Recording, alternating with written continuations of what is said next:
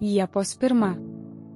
Elkitės kaip šviesos vaikai ištirdami, kas patinka Viešpačiui. Laiškas Efeziečiams 5 skyrius 8-10 eilutės.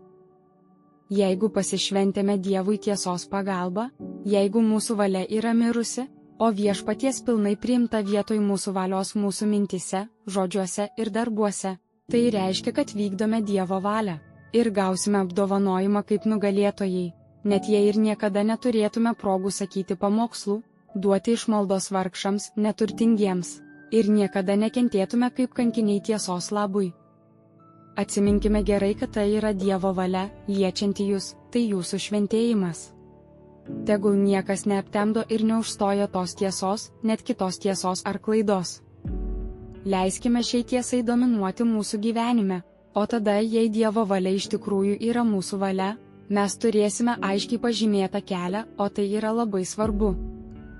Šviesos vaikai tai tie pasišventę Dievui asmenys, kurie turi tiesą.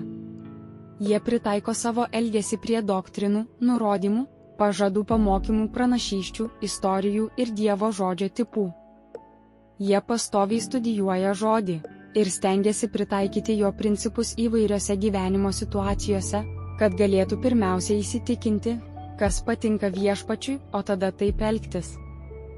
Klausimai: ar šią savaitę kaip šviesos vaikas stengiausi išbandyti savo charakterį, motyvus, mintis, žodžius ir poelgius?